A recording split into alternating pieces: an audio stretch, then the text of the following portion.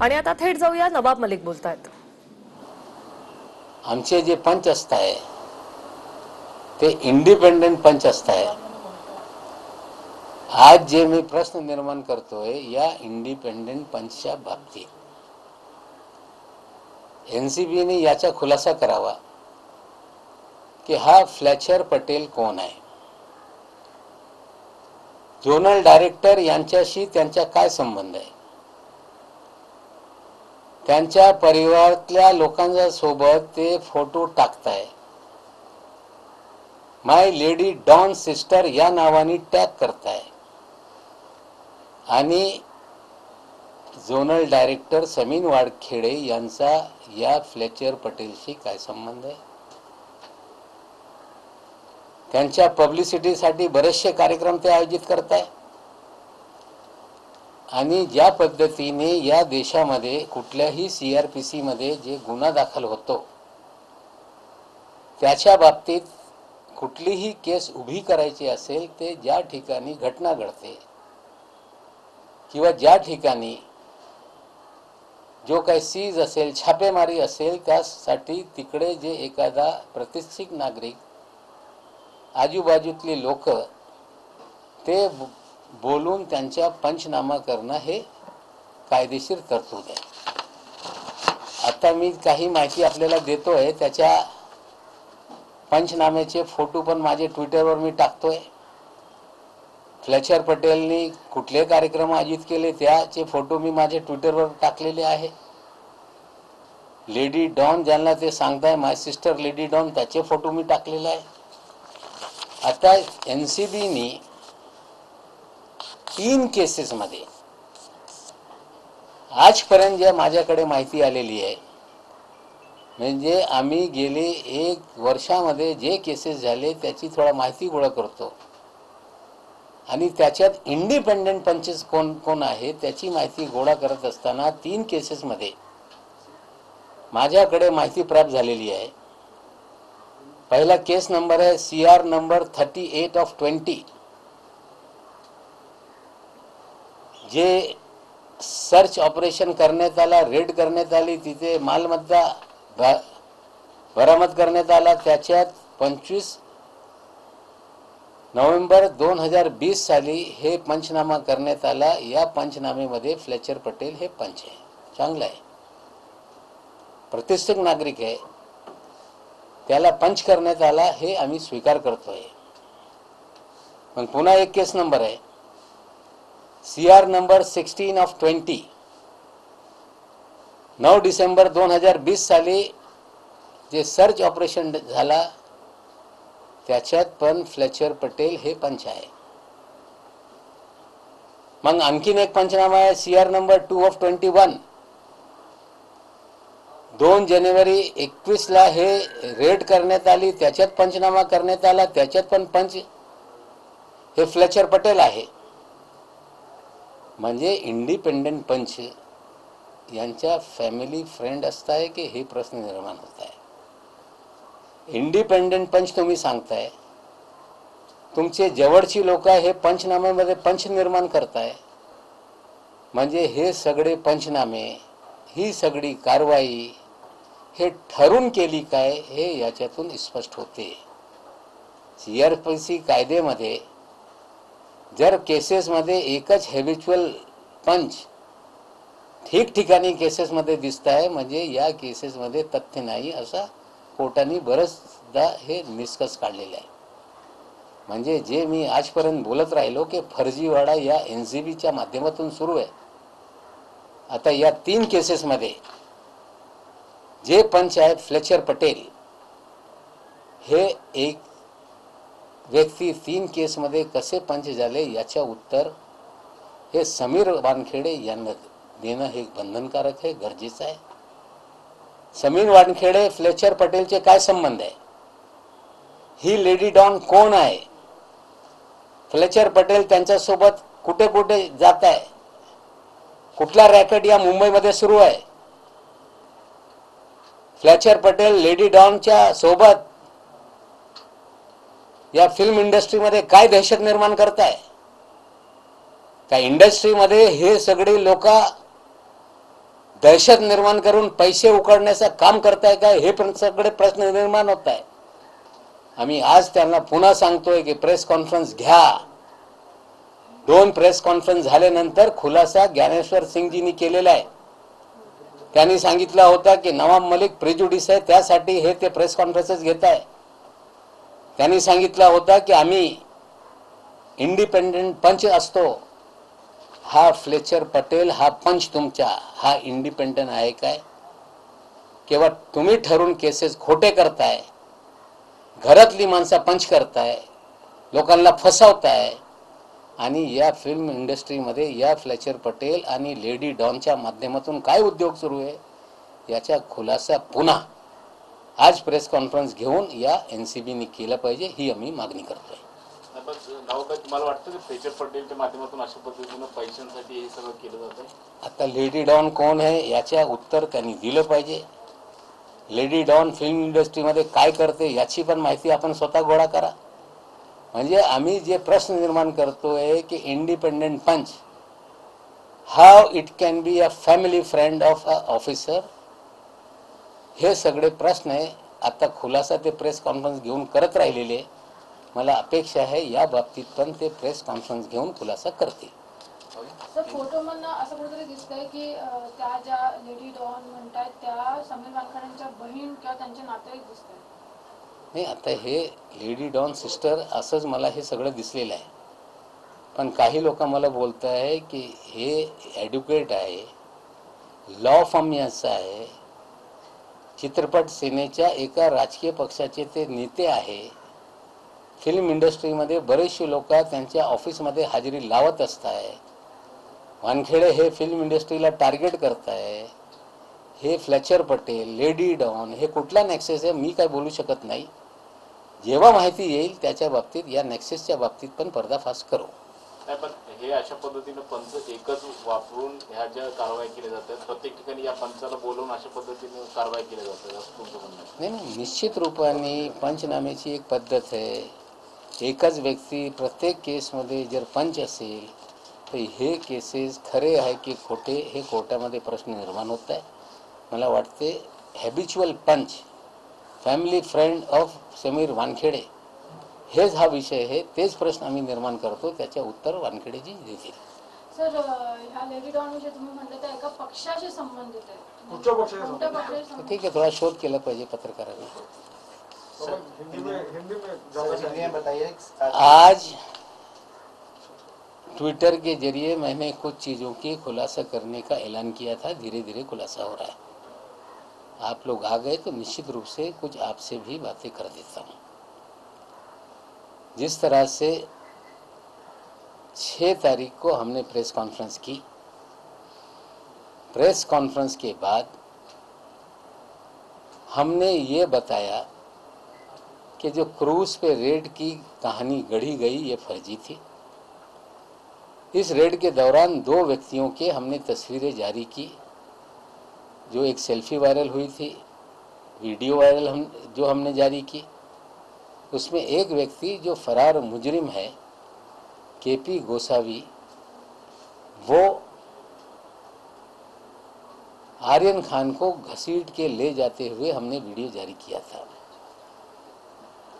हमने मनीष भानुशाली का भी वीडियो जारी किया था, जो मर्चेंट नाम के तथाकथित आरोपी को हैंडल कर रहे थे. उसके बाद एक वीडियो हमने जारी किया था कि ये किस तरह से धड़ल्ले से एनसीबी के कार्यालय में आ रहे जा रहे हैं. उसके बाद एक सीनियर अफसर ज्ञानेश्वर सिंह जी ने प्रेस कॉन्फ्रेंस लेके कुछ हमारे सवालों के जवाब ना देते हुए अपनी बातें रखी थी. पहले तो मेरे बारे में कहा था कि वो प्रेजुडिस है, उनके कुछ कारण हो सकते हैं, दामाद की तरफ इशारा था. उसके बारे में भी कोर्ट के सारी जानकारी मैंने आपके सामने 14 तारीख के दिन रखी है. इसलिए रखी कि लोगों ने दामाद के सवाल खड़े किए थे.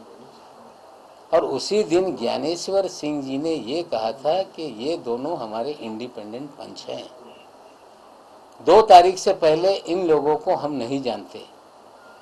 हम प्रोफेशनलिज्म से काम करते हैं, फिर इन्वेस्टिगेशन होता है और उसके बाद 3 लोगों को छोड़ने की हमने बात की, वीडियो रिलीज किए, पॉलिटिकल कनेक्शन हमने बताया। उन्होंने कहा 3 नहीं 6 छोड़े, कौन छोड़े आज तक बता नहीं पाए। सवाल इंडिपेंडेंट पंचों को लेके ही हम आज खड़ा कर रहे हैं।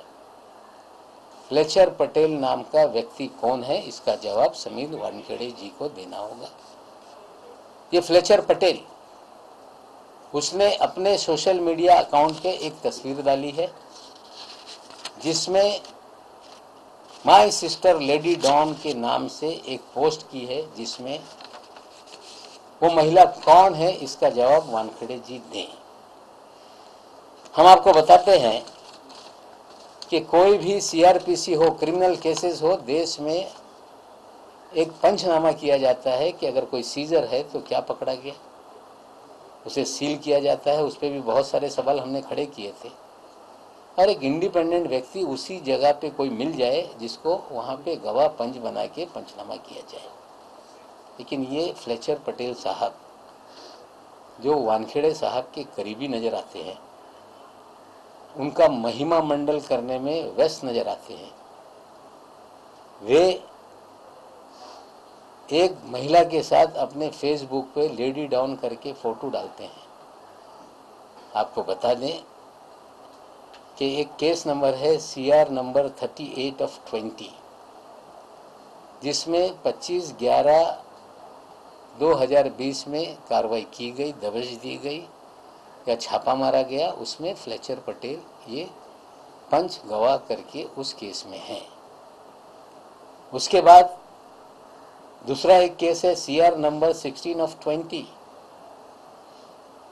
जो 9/12/2020 को छापेमारी हुई, उसमें भी वो पंच है, विटनेस है।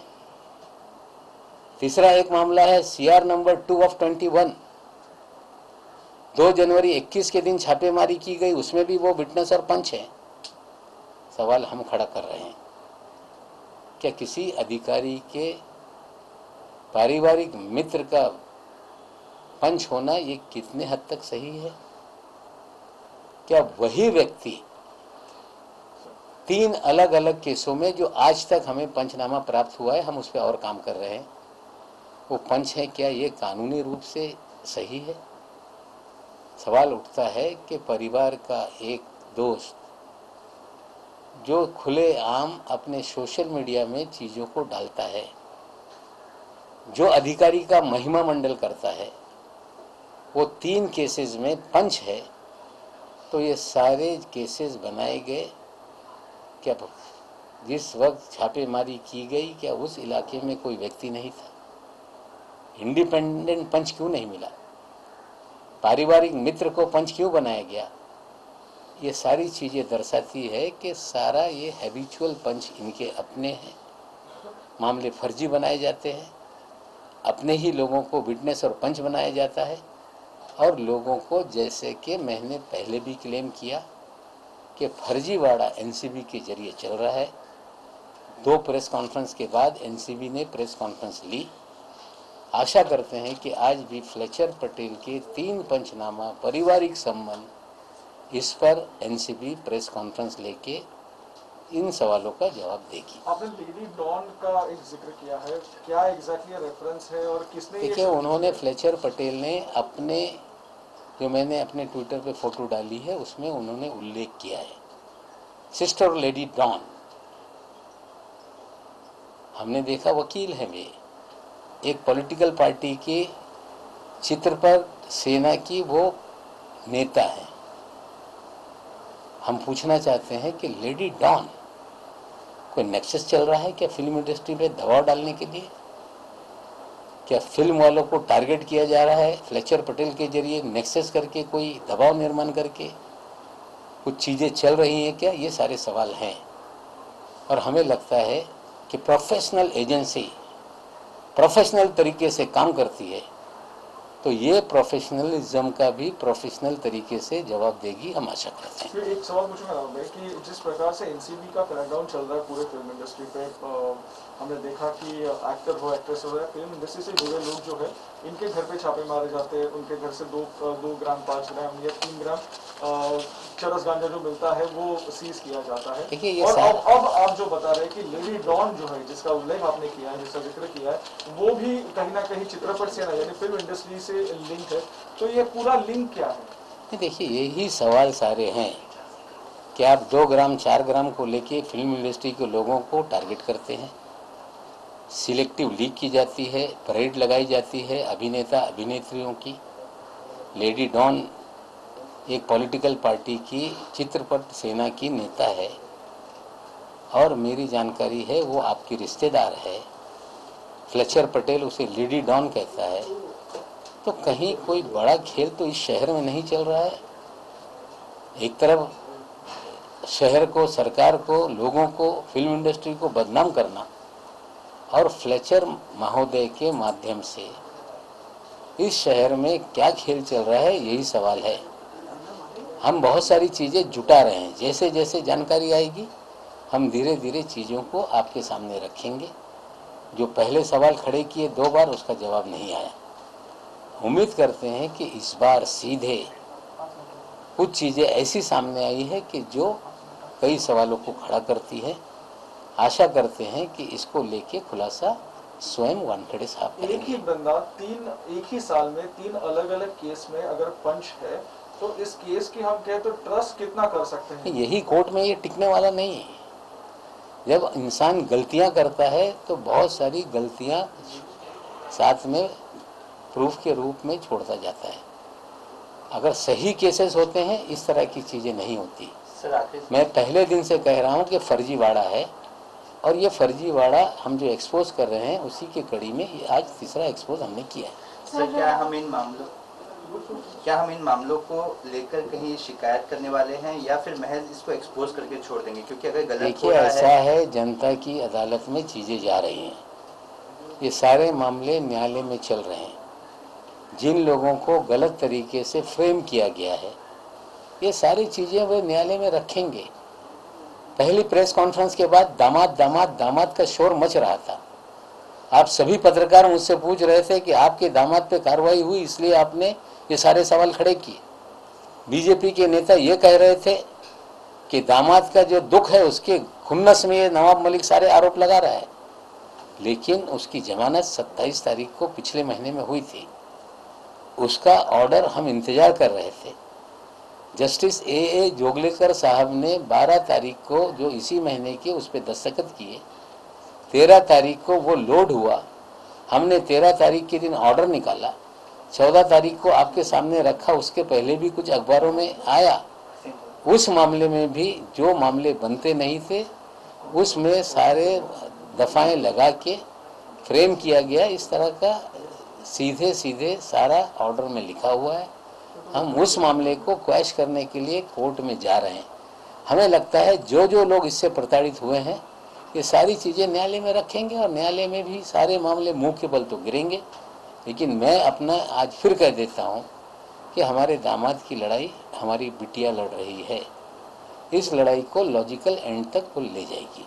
नवाब भाई, एक वेगळा प्रश्न आहे की देवेंद्र फडणवीस, माजी मुख्यमंत्री देवेंद्र फडणवीसांचं म्हणणं आहे जर आम्ही एजन्सीचा गैरवापर केला असता तर अर्ध मंत्रिमंडळ जे आहे ते तुरुंगात असतं आणि हे सगळ्यात भ्रष्ट सरकार आहे की त्यांनी सॉफ्टवेअरच तयार केलेलं आहे, दलाली करत आहेत ते बदलणं। असं आहे की अर्ध मंत्रिमंडळ सांगताय पूर्ण टाका ना। जर गैरवापर सत्तेचा कराय असेल तर कितीही लोकांना तुम्ही तुरुंगात टाकू शकता, पण आम्ही घाबरत नाही, पण भ्रष्टाचारचा आरोप करत। तर फ्लेचर पटेल यांनी टीव्ही 9 कडे पहिली प्रतिक्रिया दिलेली आहे। मी माझं आयुष्य देशासाठी दिलेलं आहे असं ते म्हणतायत। मी माझी पूर्ण बाजू थोड्याच वेळात मांडणार आहे असं देखील त्यांनी म्हटलंय। मी सैनिक असून माझी बदनामी सुरू आहे असं फ्लेचर पटेल यांनी म्हटलेलं आहे। नवाब मलिकांनी जे त्यांच्यावर आरोप केलेले आहेत त्या आरोपांना प्रत्युत्तर ते थोड्याच वेळात देणार आहेत। टीव्ही 9 कडे त्यांनी त्यांची पहिली प्रतिक्रिया दिली आहे। मी माझं आयुष्य देशासाठी दिलंय, मी माझी पूर्ण बाजू थोड्याच वेळात मांडणार आहे, मी सैनिक असून माझी बदनामी सुरू आहे असं म्हणतात फ्लेचर पटेल। सनदी अधिकारी है ज्यांच्या सगळ्या पीएमओ मध्ये आईएएस असतील, आयपीएस असतील, त्यांचा सगळा रिपोर्टिंग कंट्रोल त्या कार्यालयात असतो। त्या अधिकाऱ्यांवर दडपण आणणे, दबाव आणणे आणि सरकारला कुठेतरी अडचणीत आणण्याचा खेळ खंडोबा हा देशभर सुरू आहे, विशेषकर बंगाल आणि महाराष्ट्रामध्ये. काल मुख्यमंत्री महोदयांनी बाल लाल पाल हे वाक्य वापरून सांगितलेलं आहे की जेव्हा देशामध्ये संकट होता, इंग्रजांचा जुलमी सरकार होता, या देशामध्ये जे एक त्याच्या विरोधात उठाव झाला, या 3 राज्यातून हे उठाव झालेला आहे. बंगालच्या जनतेने ते दाखवून दिलेलं आहे. महाराष्ट्राची जनता पण सगळा उघड्या डोळ्यांनी पाहत आहे, ते दाखवून देतील. आणि पंजाबमधून पण निश्चित रूपाने ही क्रांती जे या 2 राज्यातून निर्माण होते तिथून पण निघेल. आणि ह्या क्रांती जे जुलमी केंद्रीय सरकार आहे, अन्याय ज्या पद्धतीने करते, त्याच्या विरोधात या 3 राज्यातूनच हे पेटणार हे सगळा वनवा. आणि परिवर्तनासाठी जनता हे या लढाईमध्ये आमच्या सोबत येतील, आम्हाला पूर्णपणे अपेक्षा आहे. सर, एकनाथ खडसे यांच्या केसमध्ये देखील एक अपडेट आहे की जी जागा MIDCची सांगितली जात होती ती जागा MIDCची नाही, राज्य सरकारचं कोणताही रेव्हेन्यूचा लॉस झाला नाही असं म्हणत कोर्टाने बेल देखील दिलेला आहे एक जे आरोपी होती त्याला. ह्याला तुम्ही कसं बघता? बघा, असं आहे की खडसे साहेब हे मुख्यमंत्रीच्या शर्यतीत होते. देवेंद्रजी ज्युनियर असताना त्यांना मुख्यमंत्री करण्यात आला. मग कुठेतरी हे वरिष्ठ नेता आहे, त्याला कुठेतरी अडचणीत आणायचा, त्यासाठी बरेचसे काही त्या काळामध्ये राजकारण झालेलं आहे. आणि ही जी केस आहे हे राजकीय हेतूने निर्माण झालेली केस आहे. आम्हाला वाटते न्यायालयामध्ये हळूहळू जे सत्य ते बाहेर येईल. देवेंद्रजींनी खडसे साहेबांच्या बाबतीत जे राजकारण केलं ते राजकीय बळी घेण्यात आला, त्यांच्यावर अन्याय झाला आणि निश्चित रूपाने न्यायालयामध्ये सगळं सिद्ध होईल. फडणवीस यांना असंही म्हटलेलं आहे की मंत्र्यांकडे असे काही सॉफ्टवेअर आहेत, त्यातून कुणाकडून किती वसूल येणार आहे याबाबतची त्यांना माहिती मिळेल. ते अनुभवाचे बोलताय, त्यांच्याकडे असले सॉफ्टवेअर असतील, त्यासाठी आपलं जे त्यांनी केलेलं आहे त्यांना वाटत असेल की असंच लोक करत नाही.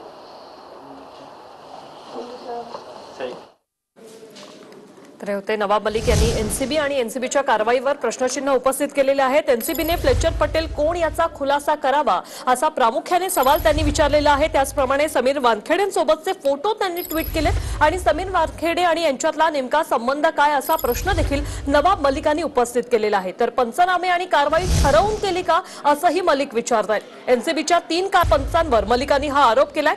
समीर वानखेडे आणि फ्लेचर पटेल यांचे काय संबंध आहेत, ही केस राजकीय हेतूने निर्माण झालेली केस आहे असं देखील नवाब मलिक यांनी म्हटलेलं आहे.